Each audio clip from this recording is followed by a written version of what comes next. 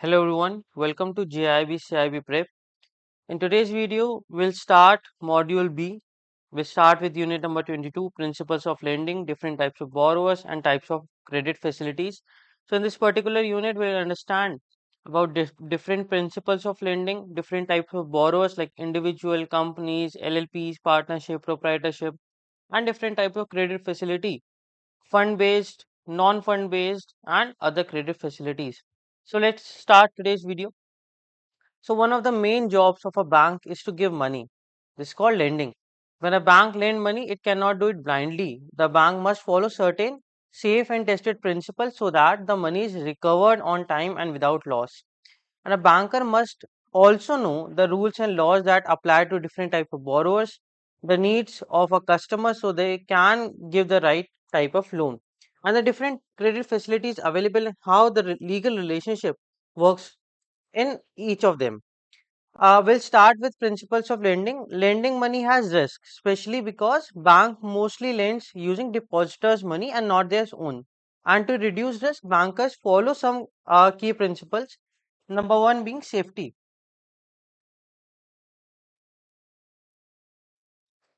The most important rule that the loan should be safe and the money must come back. The bank is a trustee of public money and it uses deposits collected from people and lend it to borrowers. So repayment depends on borrower's capacity to pay, borrower's willingness to pay, and whether the loan is used for something that generates income to repay.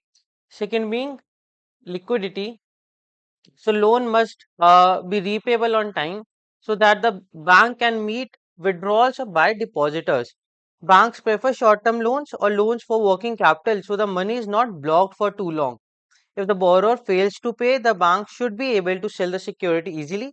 This is why assets with good resale values are preferred. Number third is profitability. So banks are businesses. They need to make profit and pay salaries, cover costs, and give returns to the shareholders. And usually the bank earns by charging 3 to 4% more interest on loan that it pays on deposits. Now, loan pricing depends on type of loan, whether it is a housing loan, personal loan, business loan, what is the credit rating of borrower, and how much risk is involved. Higher the risk, higher the interest the bank will charge. And sometimes the bank may accept a low profit on one service if the same customer is profitable in other service. This is called customer profitability analysis. For example, a big company may get a loan at low interest but pay high fees for foreign exchange service. Overall, still profitable for the bank. Purpose, bank lend only for productive and legal purpose. So no speculative purpose, no banned purpose are allowed, no money for gambling and no money for speculative activities. So example of productive purpose involved buying machines, education loan, housing loan, and by speculative and banned purposes, we mean financing illegal trade, high risk gambling, betting. So this is not allowed. Diversification of risk.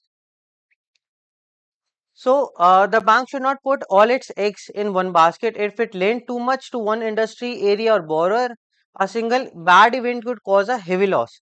So risk can come from business cycle, political unrest in area, natural disasters, global crisis. So bank don't put too much money into one industry, one area, one person, so on and so forth. Bank diversify its risk. Security. So security is an asset given to the bank as a backup in case the borrower cannot repay. It can be land, building, gold, shares, bonds, or even personal guarantee. However, security should not be seen as a last resort. The main focus is still be the borrower's ability to repay. If a borrower defaults on a car loan, the bank can sell the car to recover the loan. So it is like a cushion. Seven C's of credit. So they are character, honesty, and track record. Capacity, it's the ability to repay. Capital, it is own money is invested in the project. Then collateral is the asset which is placed. Conditions, the economic and industry factors.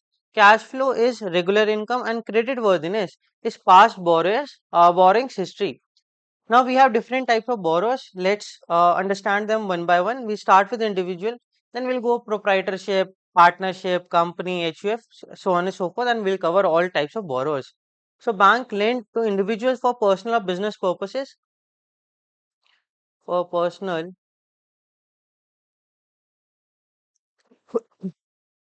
and business purposes, but the person must be competent to contract under Indian Contract Act of 1872. Now we have minor. Minor are basically person below 18 years of age. So they cannot enter into a contract, and a loan to a minor is void. So bank cannot recover the money. Hence, bank will not enter into a contract with a minor. Now exceptions are there. So loan for necessities can be recovered, like food, shelter, education. So they can be recovered, but again they can be recovered from minor's estate. Then we have person of unsound mind. So a person who cannot understand the meaning of a contract at the time of signing it is not competent. So, simply stating, a person who is not able to form a rationale, what is good for him, what is bad for him, is a person of unsound mind. And again, such contracts are not valid. Disqualified persons. So some people are legally barred, like undischarged insolvent. They're declared bankrupt, but they're not yet cleared. The name is not clear, so they cannot enter into a contract. Married woman, she can take a loan in her own name as if she is independent, and husband is not responsible unless husband is a co-borrower. Pardhanasheen women, they're women living in strict seclusion as per community customs. They can borrow, but again, bank must take extra care to verify their identity and ensure they understands the contract. Illiterate person, so they can borrow but signs with thumb impression or mark. Documents must be read aloud and explained in the presence of witnesses, and witness detail should be recorded for safety. Then we have proprietorship firm. So proprietorship firm is a business that is completely owned and managed by one individual. Legally, the owner and the business are same person. This means if the business earns a profit, the owner keeps it. If the business suffers a loss or has debt, the owner is personally liable to pay them. Some of the key features are one person. The ownership and control is in the one person. So there's no separate legal entity. The person who controls take all the decision. There is no need to consult anyone. When a bank deals with proprietorship firm, it is dealing with that individual, because proprietorship firm and the owner are one and the same. Even though in law the owner and the firm are same, in accounting we treat them separately. This avoids mixing personal expense with business expense. So in accounting it is treated separately. Again, they have unlimited liability. The liability is unlimited. The owner is personally responsible for all debts. So creditors cannot claim only business assets but also personal assets like house, car, and jewelry. And the proprietorship firm is governed mainly by the Indian Contract Act. Partnership firm. A partnership firm is formed when two or more persons agree to run a business together and share profit. The definition of partnership is provided under Section 4 of the Indian Partnership Act 1932. With respect to legal position, so it is governed by Indian Partnership Act of 1932 and Indian Contract Act of 1872. Legal position, a partnership firm again is not a separate legal entity from its partner. Partners and the partnership firm are not distinct like a company. And according to Section 18 of the Partnership Act, each partner is an agent of the firm. This means any partners act in the usual course of business bind all the partners. Registration is optional, it is not compulsory, but again, it is highly recommended that a person registers the firm, because unregistered firm cannot sue others for breach of contract. Authority of partner. Partners have an implied authority provided in the Section 19 of the Indian Partnership Act to do things that are normal for that type of business. For example, in trading firm, a partner can borrow, and these powers are not provided in non-trading firms. So a partner can sell goods or pledge goods as securities in trading firms. which is not the case in non-trading firms. In non-trading firms like law firms, accounting firms, these powers are not automatically given unless it is agreed in writing. A partner cannot, unless authorized, so there is some limits to the authority. So a partner cannot give guarantee.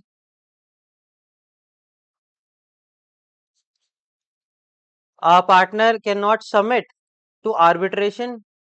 They cannot submit disputes to the arbitration.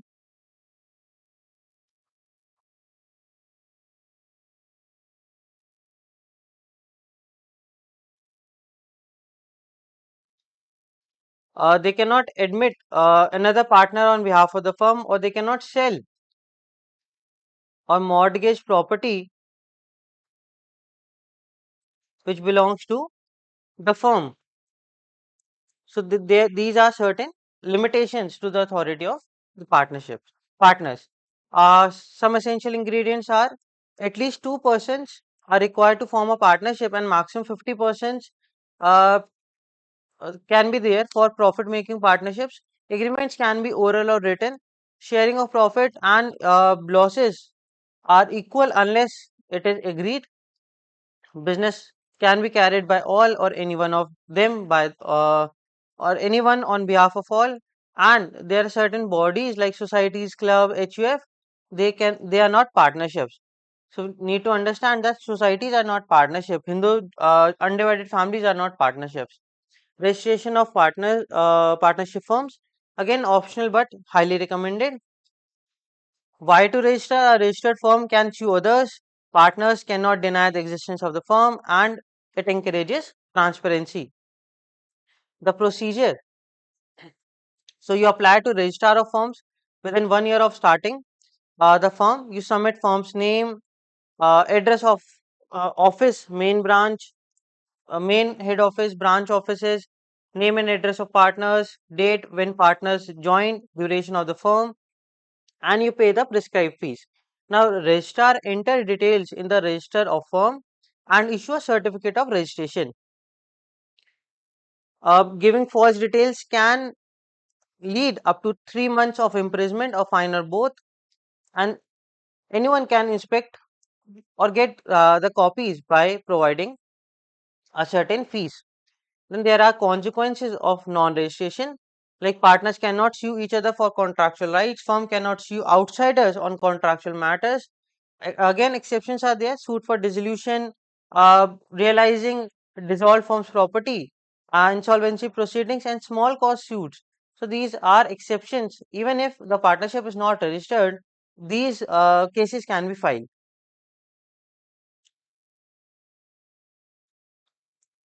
Banking and business operations by partnership. So the rights and duties, it is determined by the partnership deed. The managing partner usually operates immovable property transactions. So a partner cannot mortgage or sell firm's property unless authorized, and all partners must sign mortgage documents. Insolvency of firm, banks must stop all transactions immediately. Credit balance is handed over to the court receiver, the official receiver, and debit balance must be claimed in the court. Insolvency of partner, remaining partners can operate the account with a fresh mandate, and when a partner is dead, so partnership dissolves automatically unless it is agreed otherwise, and bank should stop credit facilities and finalize the liabilities. The bank should consider uh, things before lending, like whether the firm is registered or not. The bank should scrutinize the partnership deed for any clause which can affect the loan security, and if the partner is a limited company, register banks charge with the registrar of companies. Now, for example, Ravi, Amit, and Sunil starts a partnership, RS Traders, to sell hardware. Amit buys goods worth 3 lakh on credit, binding on all partners. Sunil tries to sell the shop building without others' consent. This is invalid unless authorized. If the firm is unregistered, If a supplier breaks a supply contract, RAs cannot sue and Amit becomes insolvent. So Ravi and Sunil can still run the business but must give a new bank's mandate. Hindu undivided family. So in Hindu undivided family or HUF in short is a special type of family setup recognized under Hindu law. It is not something you create by signing a contract or filling a form. It is formed automatically when a Hindu family exists.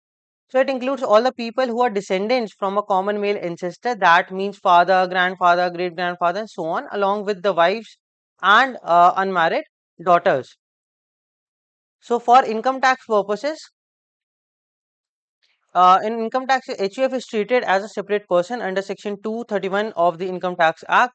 This means the HUF can have its own PAN card, it can own property in its name, and it can file its own income tax return separate from the return of its members.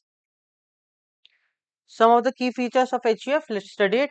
Constitution of the HUF. So male members get a right to ancestral property by birth. A major male member is called a co-partner. He has a legal right in the ancestral property. And after the Hindu Succession Amendment Act 2005, daughters also become co-partners and have equal rights like son.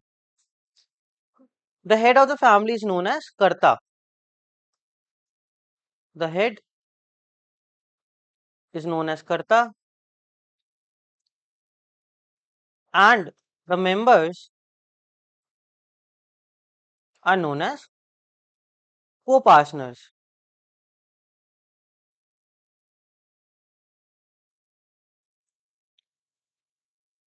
So Hindu Succession Hindu Succession Act Amendment 2005. So this particularly gives right to daughters and uh, so daughters can also become co-partners. Law governing HUF. So we have two laws, Mitakshara and Dayabhaga. Mitakshara in most of the India. So it is right to property by birth, and then we have Dayabhaga. Amel in Bengal and Assam. So it is right to property comes only after the father's death. Status of HUF. When we talk about status of HUF, HUF is not a single person but a group of person. It has its own PAN card and the family needs to know which law applies to them, Mitaksha or Dayabhaga. So this law, Hindu Succession Act, this applies to Hindus, Buddhists, Jain, Sikhs and others by custom.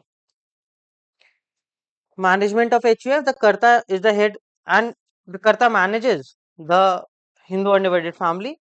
Usually the senior most member becomes a Karta, and if there is no adult male member, a female member can also become a Karta. With respect to role and powers of Karta, so he manages family property. He represents the family in legal and financial matters, can sell property for benefit of the family, and can borrow money for family needs or businesses. So these are the powers of Karta which I am talking about. And with respect to duties, we'll discuss it once we'll discuss the duties. Don't worry. With respect to duties, the Karta runs the business for the benefit of all members and keep proper accounts of income for the family property. The liability of Karta is unlimited, but the liability of co-partners is limited to their shares. So the Karta can borrow money for family purpose, and lender must approve it for the necessity. Property transferred by the Karta without necessity is voidable by other co-partners, so they can claim that this transfer of property is not valid. They can challenge actually the Karta's decision, and if no one challenges, so it remains valid. Banking with Hindu undivided family. So when dealing with banks, the bank must identify the Karta first. The account opening form should be signed by all the members and not only by Karta. For loans, bank must make all adult members jointly responsible, and the Karta can borrow for family business, but if it's not for family benefit, other members can challenge the decision of Karta. So the important pointers for HUF is that HUF is automatic, so no contract is needed. Daughters have right now. Daughters now have the right in property. Karta is the eldest member.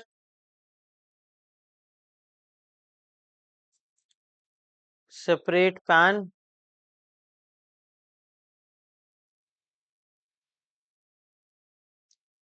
and law differs for Mitaksha and Deyabhaga. Now let's understand companies. So a company is like an artificial or juristic person created by law. It is not a living being, but in the eyes of law, it is treated like one. This means it can own property, borrow money, enter into contracts, earn profit, and be sued or sue someone its own name. In India, companies are registered and governed by Companies Act. So at present, we have Companies Act 2013.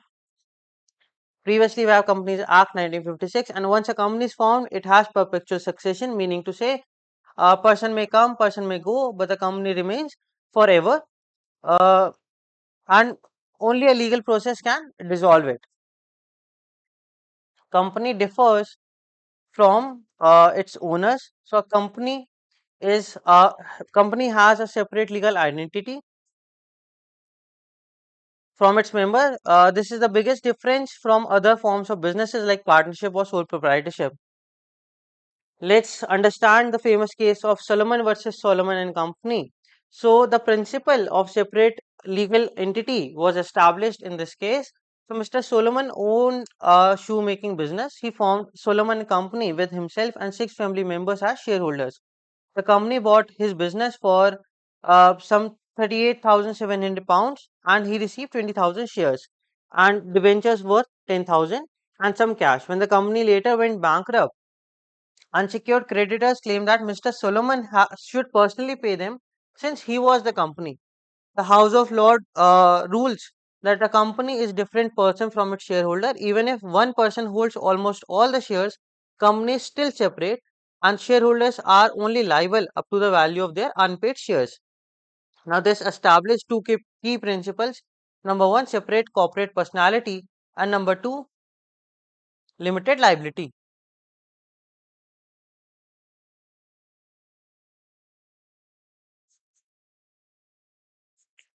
So members are only liable up to their unpaid share value or guaranteed amount and not more than that.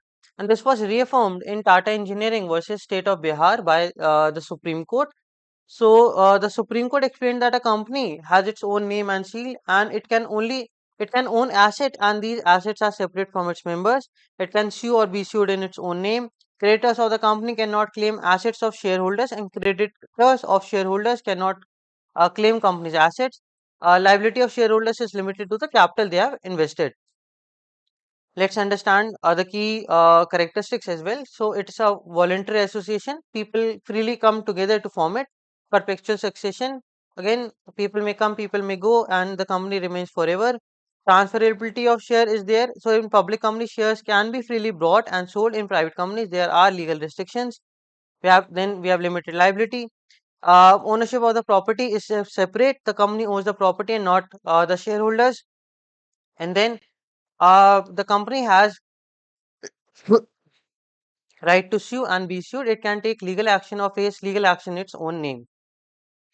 Types of companies, we can have different types of companies based on liability, based on structure. So on based on liability, we have limited by shares.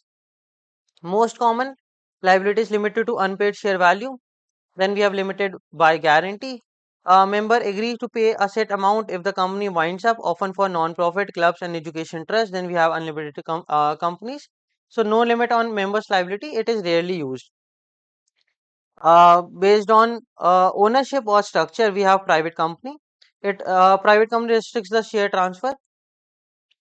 It restricts and not prohibits. Keep that in mind. The maximum number of members can be 200. Uh, Restriction is different from prohibition. When we say prohibit, it is a you absolutely cannot do something, and we when we say restriction, then there are certain conditions. When met, it is permissible. So public invitation for securities is prohibited. Share transfer is restricted. Public company, the shares are freely transferable. There is no limit on the maximum number of members, and it can invite public for investment. Government companies, the companies where more than 51% of the stake is owned by the government, be it central or state, then the company is government company. For example, ONGC, SAIL. So these are the examples of government companies. We have one person company. So in one person company, it is a concept introduced by Companies Act 2013. We have only have one members, and then we have one nominee. It loses one person company status if the capital exceeds 50 lakh rupees or the turnover exceeds 2 crores for 3 consecutive years. Then we have small company. Earlier the paid up capital was 50 lakh and turnover was 2 crore, but it was amended and the paid up capital now has been increased to 4 crore and turnover. The paid up capital should be less than or equal to 4 crore and turnover should be less than or equal to 40 CR. This limit can go up to 10 or 100, 10 CR or 100 CR. But again, at present, the notified limits are 4 crore and 40 CR. It excludes public holdings, subsidiaries, and Section 8 companies. Then we have foreign companies, companies which are incorporated outside India but operating in India are foreign companies. Then we have holding companies, the companies which control other companies, and the companies that are being controlled are subsidiary companies. So the holding company can control the decisions, can change the board of directors, has the voting power. So the holding company controls the decision of the subsidiary company. Now, how the companies are formed? Basic laws which are governing the company. So for formation, public companies, minimum of 7 members are required. For private companies, minimum of 2 members are required. For one person, only 1 member is required. Unregistered organizations, uh, exceeding prescribed limits, they are illegal. Now the key steps is to choose the name. Name must be unique and not misleading, and it should end with the word limited or private limited. For example, Infosys Limited or Benetton Coleman Private Limited. Then we have Memorandum of Association, an article of association which needs to be filed. The Memorandum of Association is a public document. It is a charter which defines the objective for which the company is formed. Uh, it also provides the liability, the location, the capital, and article of association is an internal rule book. It is a rule book and it is a charter. The rule book for internal management, say director's power, meetings, share transfer, so on and so forth. Memorandum, association, and article of association, and other documents are to be submitted to the registrar. They must be filed with the registrar. Then we have certificate of incorporation. The registrar issues certificate of incorporation. The company legally comes into existence after this date. So we have done with this. Then we have commencement of business. So for companies with share capital, they must declare that the share capital is paid up and the registered office is verified within 180 days. Then we have some other provisions like common seal is optional now. Certain documents can be signed by 2 directors or 1 director plus company secretary, and it will work if there is no common seal. And the company limited by guarantee are often used for non-profit purposes. Then we have statutory companies. So the companies are created directly by Act of Parliament. They are created by statute and not under the Companies Act. For example, State Bank of India Act. So State Bank of India is formed under State Bank of India Act. LIC formed under LIC Act of 1956. Then Nationalized Bank under Banking Companies. Acquisition and Transfer of Undertaking Act of 1970 and 1980. and they are governed by their own acts but still function as corporate bodies. Trust and cooperatives. So, clubs, societies, other non-trading associations. So, these are group of people who come together for non-profit activities,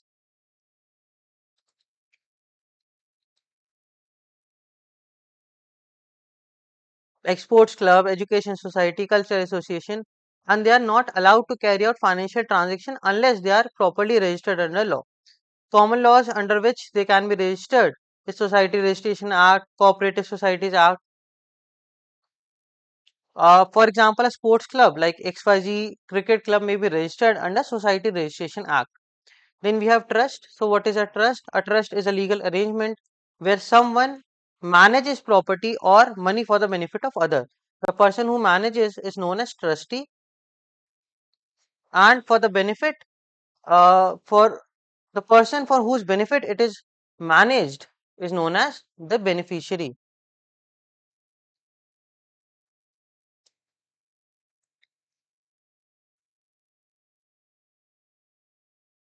Beneficiary. So there are different types of trust like private trust, public trust, religious and charitable trust. So private trust are governed by Indian Trust Act of 1882. Public trust, they are governed by Public Trust Act. For Muslim trust, they are known as Waqf and they are managed by Waqf Act. The person managing the trust is the trustee. Their powers are written in trust deed and they are regulated by law. Uh, in Muslim Waqf, the trustee is called Mutawali and it is supervised by the Waqf board. Now, bank giving a loan to trust has to ensure that all government approvals are there and permissions are obtained. A charitable trust, if a charitable trust wants a bank loan to build a hospital, then the bank must check that the trust registration date, trust deed, PAN card of the trust, documents of the person authorized to operate the trust, so on and so forth. Then we have LLPs, Limited Liability Partnership Act. It is a fusion of partnership and companies. So it provides the flexibility of partnership and the benefits of a company. So a business form that combines flexibility of partnership with protection of limited liability, like a company, it is created under LLP Act 2008. It is separate from its partner. So LLP has a separate legal entity and perpetual succession. The key features include that minimum two members are required to form LLP and one must be a resident in India. People cannot be partners if they are declared mentally unsound, undischarged insolvent, or insolvency applications pending. So the person should be competent to contract, simply states. A person should be competent to contract to enter into a LLP, and LLP can sign contracts in its own name, can own property, sue or be sued. Liability of the partner here is limited, and the partners are not responsible for other partners' mistake if done independently without the approval. We have small LLP, so the total capital contribution should be less than 25 lakhs and turnover should be less than 40 lakhs. So it qualifies as small LLP. Now there are certain documents which are needed for documents which a bank need to open LLP accounts. So they are LLP certificate of incorporation,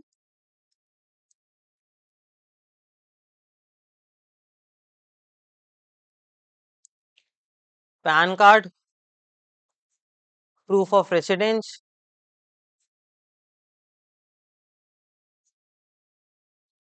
LLP agreement,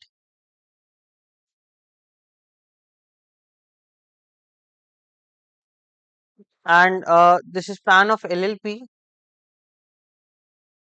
and plan of partners as well. And bank may also require any other document. Type of credit facility. So there are two types of credit facilities.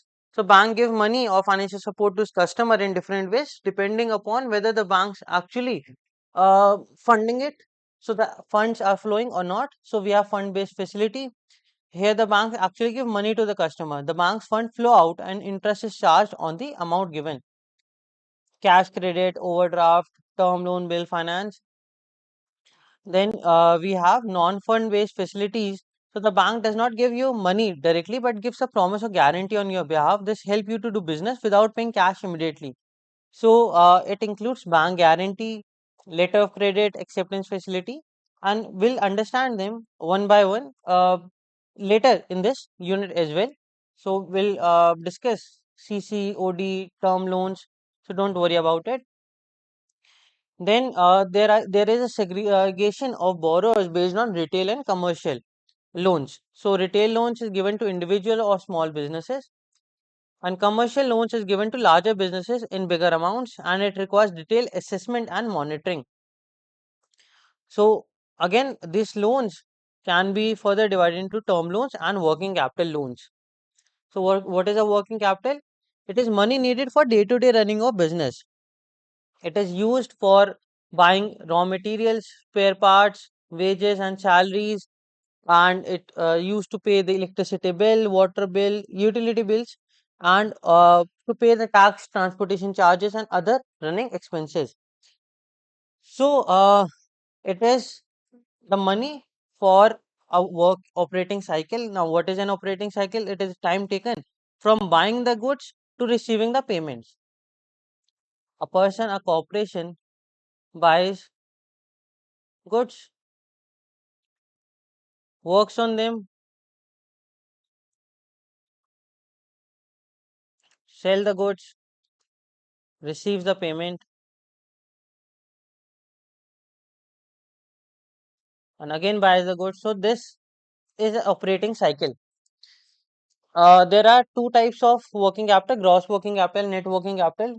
Gross working capital is the total funds needed for assets, uh, for current assets like cash, stock, receivables, and net working capital is current assets minus current liabilities. It shows the amount of short-term assets funded by long-term resources.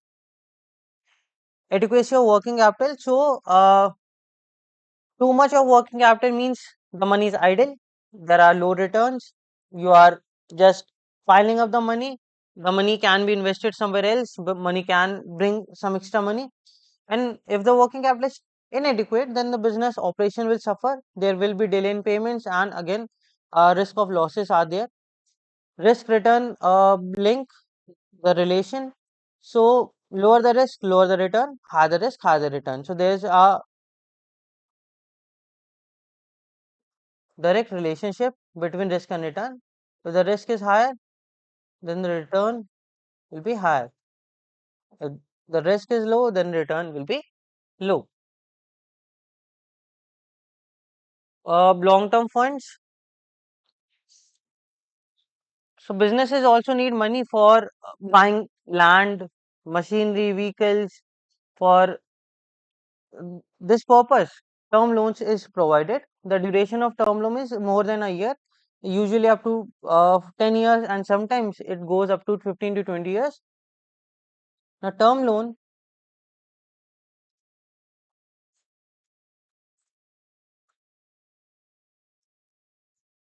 is used for fixed assets or expansion purposes,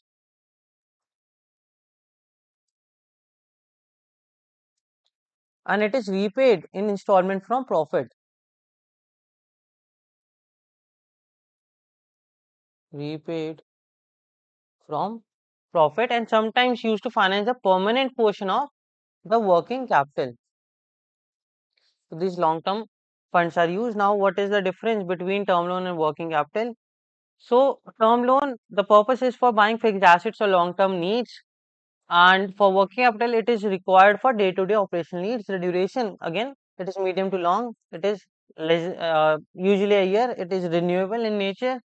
Payment, it is fixed installment over a period of time. Working capital loan is payable on demand, and it is a revolving account. Disbursement, one time disbursement or a few on a few installment. Then there are continuous withdrawals in working capital loans. The nature is that it ends after full repayment, and the working capital continues as long as the business continues. fund-based working capital facilities. So when a business runs its day-to-day operation, it needs money for short-term purpose like buying raw material, paying wages, stocking goods, and covering bills until sales money comes in. Banks provide fund-based working capital facilities to meet these needs. These are called fund-based because the bank actually gives cash or directly makes payment on behalf of the borrower. So they are generally linked to company's current asset, which means stock of the goods, raw material, and money receivable from the customer. We have cash credit and OD facility. So the bank allows the business to borrow up to a certain limit called sanction limit. The business can borrow only as much as it needs and whenever it needs and repay when it has funds. Interest is charged only on the amount which is actually borrowed and it is calculated daily. Now there's a difference between cash credit and OD. So cash credit, it is mainly used for working capital needs. When the working capital needs are regular, the account usually shows a debit balance, meaning you owe money to the bank. And in OD, it is linked to a current account, usually when funds are needed occasionally. The account is normally in credit, but sometimes goes in debit when the borrowing happens. We have drawing power, so you can always use the full limit. The maximum you can draw depends on the stock and receivables after keeping a margin of safety. The legal aspects is that CC and OD is a contract even without a written agreement. If a bank lets you overdraw it, it's treated as an implied contract.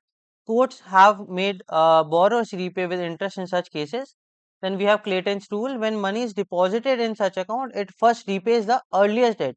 For example, you have a debit balance of 1000 in March, and then say 750 in April. You deposit 750 rupees, so it will go towards this 1000 first. So this is Clayton's rule. Termination: so bank cannot end OD suddenly. If an OD has been enjoyed for years, then the bank cannot abruptly stop it without notice. Court have treated such arrangement as binding contracts. Bill finance: so instead of lending against stocks, bank can also finance against sales bill. When the businesses sell goods, the buyers may uh, take some time to pay. The banks step in and give the seller money immediately, and the later collects from the buyer. This is common for businesses that sell on credit. So we have different types of bill finances. Number one is bill discounting. So bank gives seller the bill amount minus interest for the credit period. For example, bill value is 10 lakhs, which is payable in 90 days. So bank gives you 9.9 lakhs and keeps 10,000 as interest. Bill purchase: for immediate payment sales. So bill purchase are demand bills. Bill discount is usance bills. Advance against bill collection, bills for collection. So loan given against total bills under collection after keeping a margin. Drawing bill acceptance, it is reverse of receivable financing. So bank pay on behalf of buyer so that buyer can pay later. Bill co-acceptance: bank adds its guarantee to the bill, giving extra comfort to the seller. Uh, Term loans and demand loans. So term loans, again, these are long duration loans which are repayable in installments over short, medium, or long terms. So term loans for short duration, it is usually less than a year. For medium, 1 to 5 years, and for long term, it is 5 years.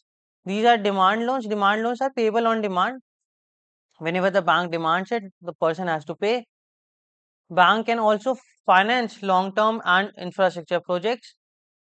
So, for acceleration of repayment, if it is agreed, bank can demand full repayment on any default. For example, the bank lends money to a person on the condition that if this person defaults, the bank will be able to recall all the loan amount.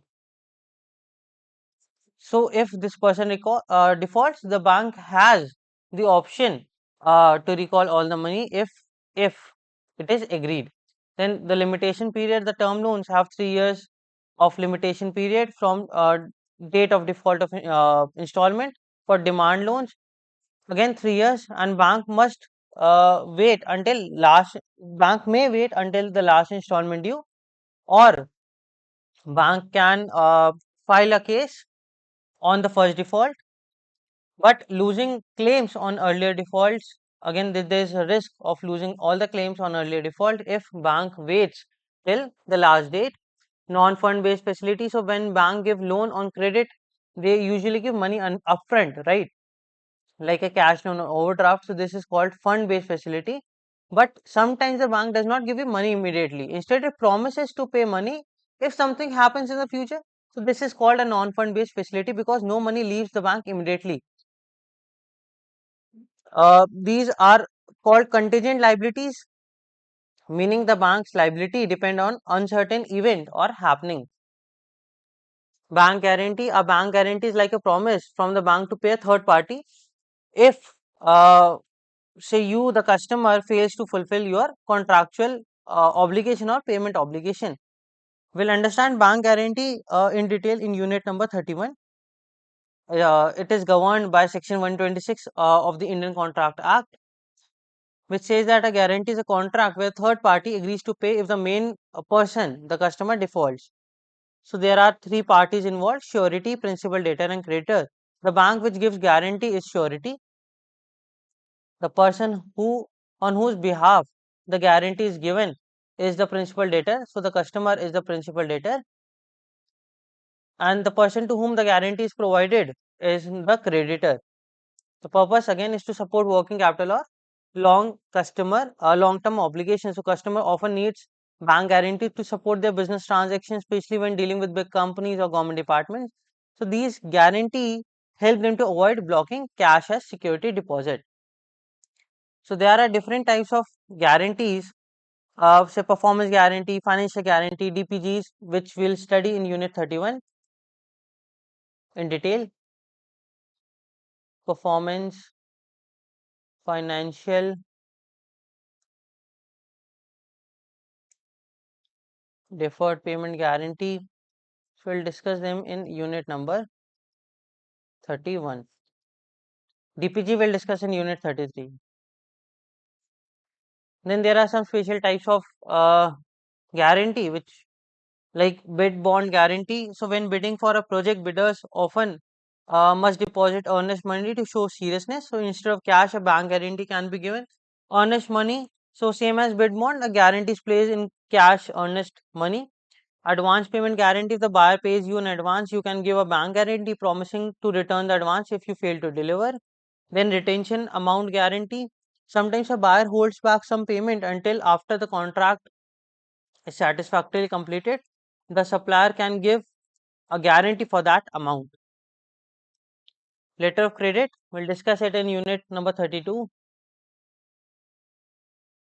So let's discuss it in short. So a letter of credit is a written promise from the bank to pay a seller on behalf of a buyer once the seller submits the required document proving goods have been shipped or services delivered. It is commonly used in trade finance, especially for buying and selling goods internationally or domestically without upfront cash. So how does it work? So the buyer asks their bank to issue the letter of credit in favor of the seller. The bank promises to pay the seller on presentation of specified documents like invoice, shipping papers, inspection certificates within a certain limit. We have some important points for letter of credit, like the bank's promise is conditional. The payment only happens if documents conform exactly to letter of credit terms. It should not be similar, it should be the same. Letter of credits are governed internationally by Uniform Custom and Practice Documentary Credits UCP 600 from the International Chamber of Commerce. Although widely used, the use of letter of credit had declined somewhat in recent years with new payment technologies. Underwriting and credit guarantee. So underwriting means the bank agrees to buy securities or share if the company or borrowers cannot sell them to the public or investors. So this guarantee, the company will get the needed fund. So this guarantees that the company will get the needed fund. Derivative products. So bank now offer derivative products such as forwards, futures, swap, and option to help customer manage risk related to currency and interest rates. Let's understand other credit facilities now. So apart from the above business related fund and non-fund facilities, bank also provide loans and credit for personal needs. So what are these needs? Like education, medical, housing, buying vehicle, purchasing durables, travel and leisure. So a bank can provide loan for all these activities. Uh, there are revolving credits and then there are one-time loans. So in one-time loan, you get a fixed amount and repay in installments over short, medium, and long term. And in revolving credit, like a credit card or OD, you can borrow and repay and borrow again repeatedly within a credit limit. So let's check your progress now. Individual borrowers are governed by Indian Contract Act. So C is the correct answer for this question. The share of public limited company, they are transferable. So B is the correct answer. Cash credit is a fund based facility. So A. Working capital means requirement for day-to-day transaction, right? So A is the correct answer. Non-fund based facility is meant for working capital good requirement. So it is meant for both. So both A and B are the correct answer. Let's do some practice questions now. Which of the following statement about principle of lending is or are correct? Safety is most important principle for lending, ensuring the money is lent as secure will be repaid. Yes, this statement is correct. Liquidity focus on ensuring that the money lent is tied up for long period to maximize return. So no, the money should not be tied up for too long. So this statement is not correct. Profitability is an essential principle ensuring the bank earns a fair return to pay dividend to stakeholders. Correct. Diversification of risk means bank should concentrate its lending. No, it is the opposite. So this is not correct. Securities is only considered a backup in case of default and should not be the sole consideration when judging a loan. So this is correct. So 1, 3 and 5 are correct, making option C as the correct answer for this question.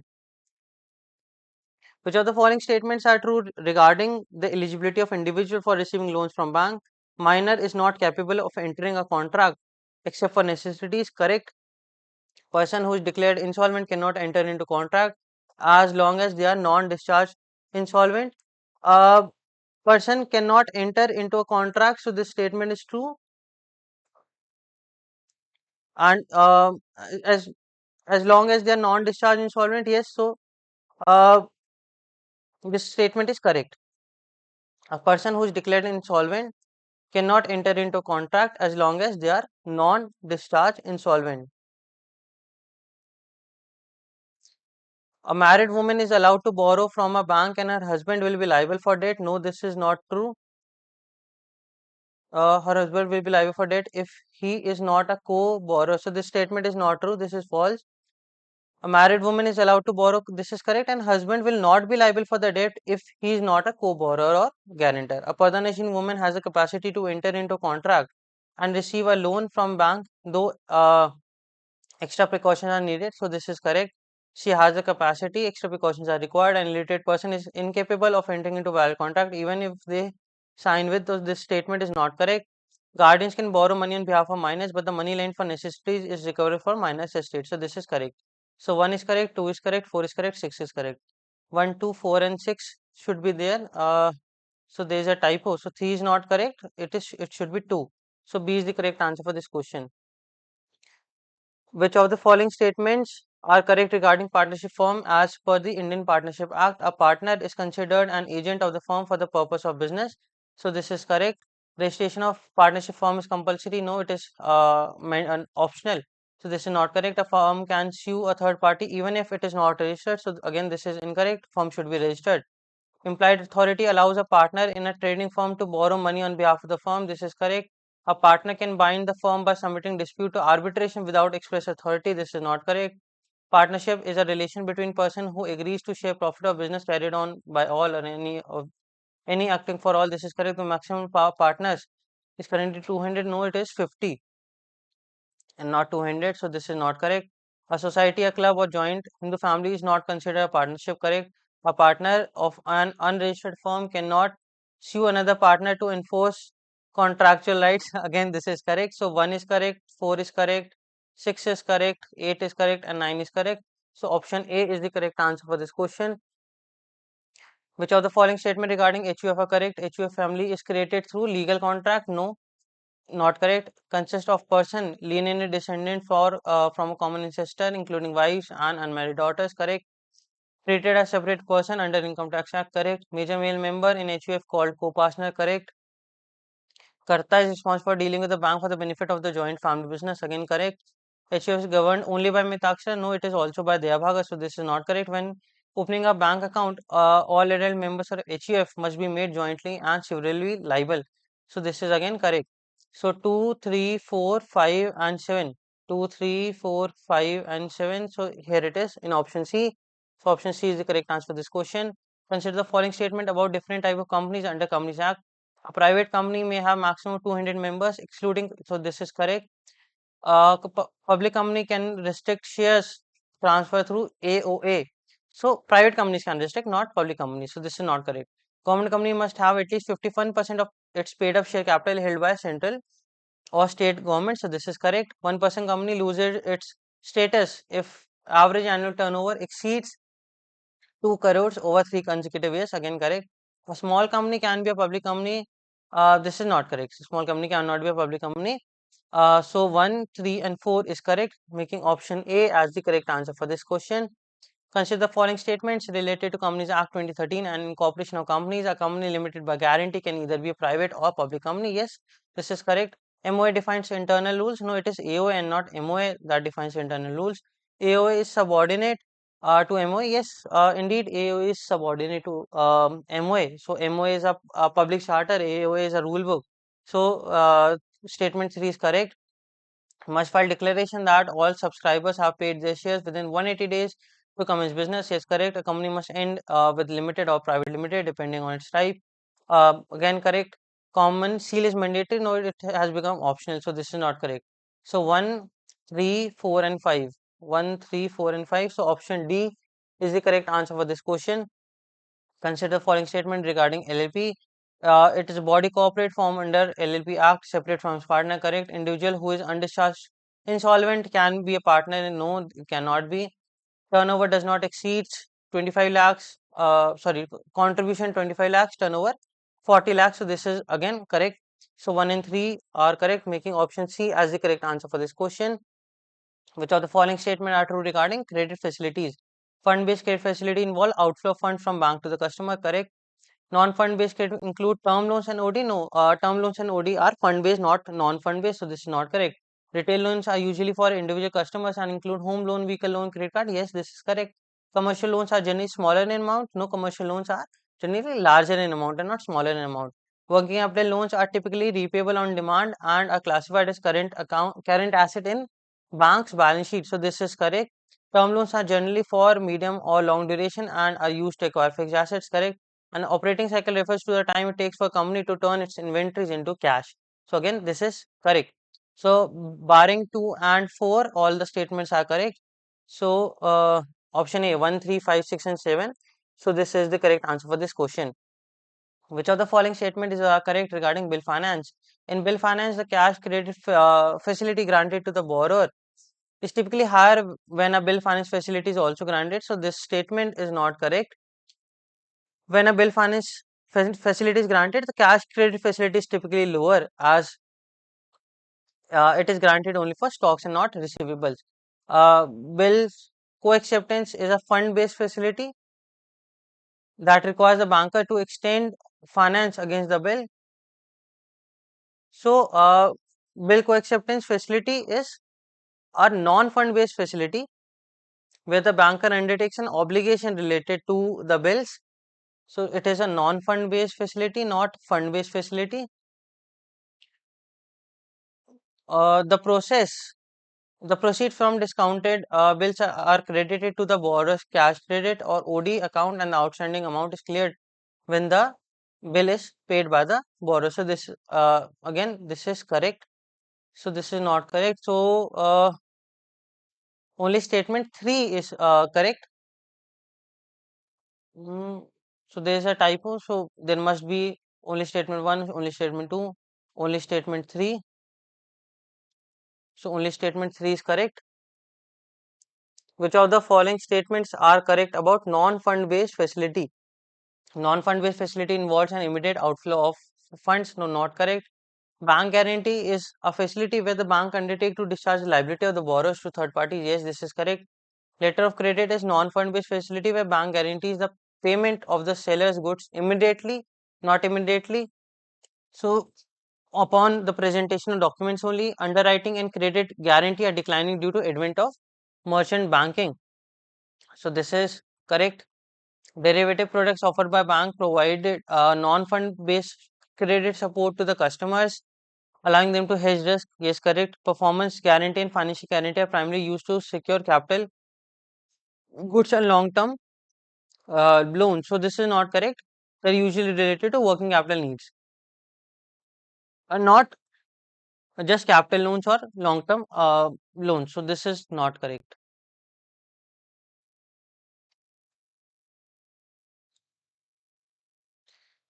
So 2 is correct, 4 is correct, 5 is correct, 2, 4, 5. Option B is the correct answer for this question. I hope this unit is clear to you. But again, if you have any doubts, reach out to us on JAIIB CIB Prep Telegram group channel. Don't hesitate to ask your doubts. Thank you for watching this video. We'll meet again with unit number 23.